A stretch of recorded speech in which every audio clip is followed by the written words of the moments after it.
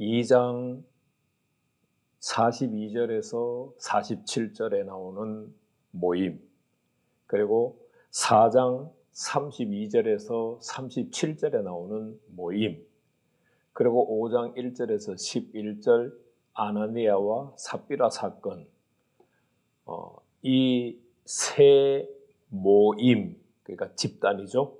이 어떤 성격을 가지고 있는지를 살펴보려고 합니다. 한꺼번에 다 살펴보면 너무 길기 때문에 2개 내지 3개로 나눠서 살펴볼 생각입니다. 자, 우선은 2장 42절에서 47절, 그리고 4장 32절에서 37절, 강의의 편의상 2장을 모임이라고 정의하고 4장을 공동체라고 정의를 하겠습니다. 여러분이 제 이 이야기를 들으면서 우리는 그냥 교회라고 배웠는데 2장에 오순절 순례객들 3,000명이 회개를 했잖아요. 그들이 사는 모습 교회라고 배웠는데 베드로의 2번째 나면서부터 안진뱅이 된 자를 치유하고 나서 5,000명이, 남자의 수 5,000명이 베드로의 설교를 믿었잖아요. 그 5,000명을 중심으로 형성된 모임의 삶들, 그것도 교회라고 배웠는데 우리는 2장과 4장의 모임을 교회라고 배웠어요. 그러나 2장과 4장에는 교회라고 하는 단어가 사용되지 않았어요. 단어가 사용되지 않았다고 하는 것은 교회가 아니라는 의미를 가지고 있어요. 교회라고 하는 용어를 한번 쓰고 난 다음부터 모임을 교회라는 단어를 안 써도 그거는 교회라고 말할 수 있어요. 그러나 성경은 정교해요. 성경이 교회라는 단어를 사용하지 않았는데 그 모임을 교회라고 하지 않아요. 왜 교회가 아닌지를 알아야 되고, 제가 정의를 했지만 모임과 공동체와 교회가 어떻게 다른지를 구분해야만 교회의 본질을 이해할 수 있고, 교회라고 하는 곳은 이런 곳이구나 라는 것을 알아서 신앙생활을 바로 할 수 있어요. 자, 우선 빠르게 모임과 공동체의 차이점, 다시 말하면 모임에서만 하고 있는 표현, 공동체에서만 하고 있는 표현들을 빨리 살펴볼게요. 여러분들이 성경을 펼치고 따라오시기를 바라요. 자, 2장 42절에 모임에만 있는 모습이 3가지가 42절에 나옵니다. 첫째, 서로 교제하다. 둘째, 서로 떡을 떼다. 셋째, 오로지 기도에 힘쓰다. 그리고 46절로 갑니다. 성전에 모였다.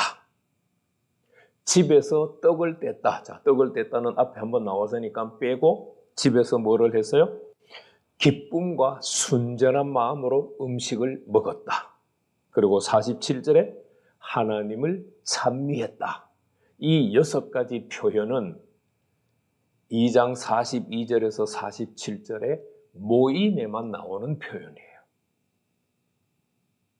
그리고 4장 32절에서 37절을 제가 공동체라고 표현했는데 공동체에만 나오는 표현 2가지가 있어요. 32절 말씀 보세요. 자기 재물을 조금이라도 자기 것이라 하는 이가 없었다. 내 소유를 가지고, 내가 가지고 있는 돈을 가지고, 우리 집에 있는 물건을 가지고 내 것이라고 하는 사람이 한 명도 없어요. 이 표현이 2장 42절에서 47절인 모임에는 전혀 없어요.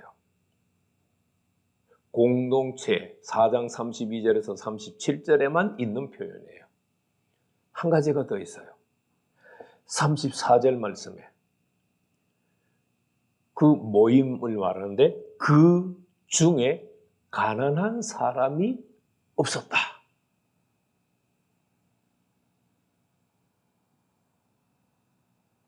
이 가난한 사람이 없었다고 하는 말은 처음부터 가난한 사람이 없었다는 뜻이 아니겠죠? 이 공동체에서 어떤 대책을 마련했기 때문에 가난한 사람이 한 사람도 없었다라고 말할 수가 있어요. 그런데 이 표현이 2장 42절에서 47절인 모임에는 전혀 사용이 안 돼 있어요. 이게 차이점이에요. 반면에 2장 42절에서 47절의 모임과 4장 32절에서 37절의 공동체의 공통적인 표현이 나와요. 2장 43절 말씀에 보면은 사도들로 말미암아 기사와 표적이 많이 나타났다. 4장 33절에 보면은 사도들이 큰 권능으로 주 예수의 부활을 증언했다. 내용에는 약간의 차이가 있죠. 부활을 증언한 것하고 기사와 표적을 많이 행한 것은 조금 다르기는 해요. 그렇지만 사도들이 한 사역이니까 그냥 공통분모로 처리를 하겠습니다. 자, 두 번째는 2장 44절 말씀에 보면은 모든 물건을 서로 통용했다. 그리고 4장 32절의 말씀 보면은 모든 물건을 서로 통용했다. 2장 45절 말씀에 보면은 각 사람의 필요에 따라서 나눠줬다. 그리고 4장 35절 말씀에 보면은 각 사람의 필요에 따라 나눠줬다. 사도들의 사역, 물건을 통용했다. 각 사람의 필요에 따라서 나눠줬다. 이거는 2장의 모임과 4장의 공동체에 함께 등장하는 표현입니다. 자, 그러면 이제 우리가 중요한 거를 살펴봐야 되는데, 한글 성경으로는 뭐 그게 그거지라는 생각을 할 수가 있어요. 자, 2장 44절 보세요. 믿는 사람이, 복수형입니다. 믿는 사람들이, 이들은 누구를 말해요? 42절에 그들이를 말해요. 그런데 43절에 사람마다라고 할 때는 단수예요. 한 사람이 모여서 42절에 그들이 된 것이고 44절에 믿는 사람들이 된 거예요. 자, 그래서 이거는 중요하니까 한번 제가 적어볼게요. 믿는 사람들이. 그리고 이 4장 32절에 보면은 믿는 무리가.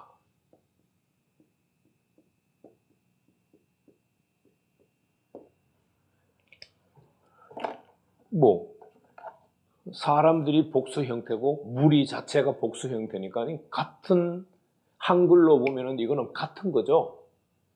그죠? 그냥 믿는 사람들이, 4장에서도 믿는 사람들이 아무 문제가 없어요.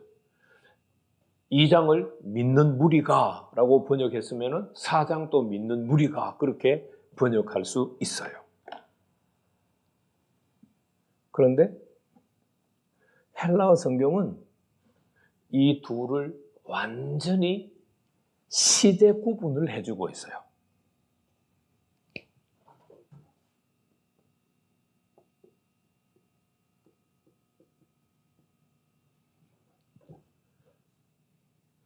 피스투온테스. 그 다음에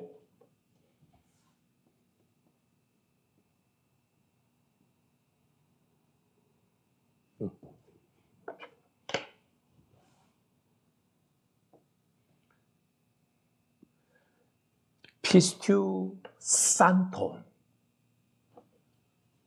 앞에 두 줄 친 부분은 피스투하고 요 사이에 오메가를 넣으면은 피스투오라고 해서 믿다라는 표현이에요. 그런데 피스투온테스는 분사 현재 시제예요. 분사라고 하는 말은 동작 개념이에요. 시간적인 개념이 없어요. 동작을 시작했느냐, 동작을 시작하지 않았느냐, 동작을 과거에 시작했느냐, 동작을 지금 시작했느냐. 그런데 분사 현재 시제니까 동작을 지금 시작한 거예요. 그러니까 한국말로 표현하면은 이 장에 믿는 사람들이는 어떤 사람들이에요? 새신자 내지는 초신자들이에요. 자, 그러면 새신자들은 영원히 잘 믿을까요? 아니면 탈락할 수도 있을까요? 믿음에서 떨어질 수도 있을까요? 지금 우리 한국교회 보편적인 상황으로, 객관적인 상황으로 말하면 10명이 오면은 몇 명 정도가 정착해요? 많이 잘 정착하는 교회가 1명 아니면 2명, 아니면 아예 다 떨어지거나. 그러니까 이 장의 모임을 구성하고 있는 사람들은 이제 막 신앙생활을 시작했기 때문에 이 사람들의 신앙생활은 보장할 수가 없어요. 끝까지 믿는다고 말할 수가 없어요. 성경에 그런 예가 있을까요? 예, 있어요. 디모데전서 1장 18절, 19절, 19절, 20절 여러분들이 한번 보세요. 바울이 믿음의 아들 디모데에게 하는 말이에요. 믿음에서 파산한 사람들이 있다. 그 가운데 대표적인 사람이 후메네오와 알렉산더다. 후메네오와 알렉산더는 믿음에서 파산했어요. 그러니까 처음에는 믿었다는 뜻이에요. 그런데 나중에 안 믿게 됐다는 뜻이죠. 바로 피스투온테스라고 하는 이 분사 현재 시제가 우리한테 얘기해 주는 바가 바로 그런 의미예요. 지금 믿기 시작했어. 그런데 계속 믿을지 안 믿을지는 몰라. 두 번째, 피스투산토는 분사 과거 시제예요. 믿는 동작을 과거 시점에서 시작을 했는데 지금 또 믿고 있다는 말이에요. 그래서 이 사람들은 어떤 사람들이냐? 믿음이 있는 사람들이에요. 아, 이제 그만 믿어 라고 해도 계속 믿을 사람들이에요. 다시 말하면 신앙생활을 지속해서 할 사람으로 자리매김한 사람들을 말해요. 그러니까 모임의 구성원들과 공동체의 구성원들이 완전히 다르다는 이야기예요. 이거는 신앙생활 할 수도 있고 안 할 수도 있어. 계속 할 수도 있고, 지금은 믿기 시작했는데, 지금은 신앙생활 하기 시작했는데 계속해서 할지 안 할지 몰라요. 그러나 이 사람들은 과거의 신앙생활을 해서 지금까지 신앙생활하는 모습을 보여주고 있기 때문에 이 사람들은 앞으로도 신앙생활을 할 거야. 모임의 주체들이 새신자라면 공동체의 주체들은 믿음이 있는 사람들이에요. 엄청 다르죠. 그럼 이들이 모였을 때의 그 모임의 성격, 그 모임에 참여한 사람들 한 사람 한 사람들의 마음이 어떤 상태인가? 자, 2장 44절 말씀에 보면은 다 믿는 사람들이 다 함께 있어.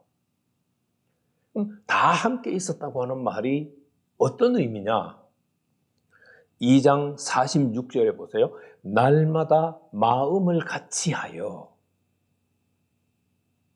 자, 다 함께 있는데 날마다 마음을 같이 했어. 그런데 이 한글로 번역한 마음은 카르디아라고 하는 사람의 마음을 말하는 것이 아니라 호모디마돈이라고 해가지고 이것도 함께 있다라는 말이에요. 그러니까 함께 있다, 함께 있다.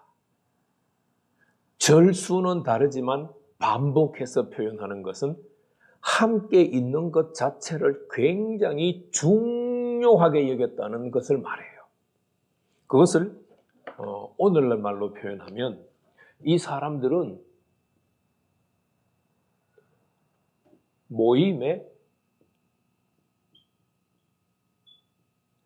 참석하는데 목숨을 걸었다는 얘기예요.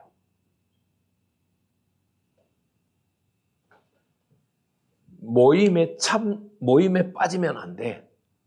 모임에는 반드시 참여해야 돼. 참석해야 돼. 이런 마음의 각오를 가지고 있는 사람들을 말해요. 그러니까 이 사람들은 아무도 모임에 빠지는 사람이 없어요. 반면에 공동체의 사람들은 32절 말씀 보세요. 한 믿는 무리가 한 마음과 한 뜻이 되었다. 한 마음,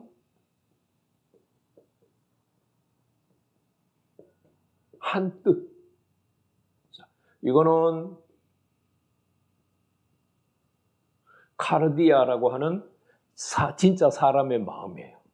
여기서 한글말로 번역한 뜻이라고 하는 말은 푸시케라는 단어예요. 푸시케. 푸시케는 사람의 혼을 말해요. 한 마음과 한 혼으로 모였다라고 하는 말은 마음과 혼이 하나가 되었다라는 말이에요. 마음과 혼이 하나가 되었다. 이제 여기서 우리가 사람의 마음과 혼과 사람의 영, 그리고 성령님이 어떤 관계를 가지는가를 우리가 이해를 해야 되는데, 사실 그것을 여기서 다시 강의를 하기 시작하면 시간이 훨씬 많이 길어져요. 그냥 간단하게 표현하면 마음과 혼이 하나가 되면 자신의 영과 교제할 수 있어요. 사람의 영이에요.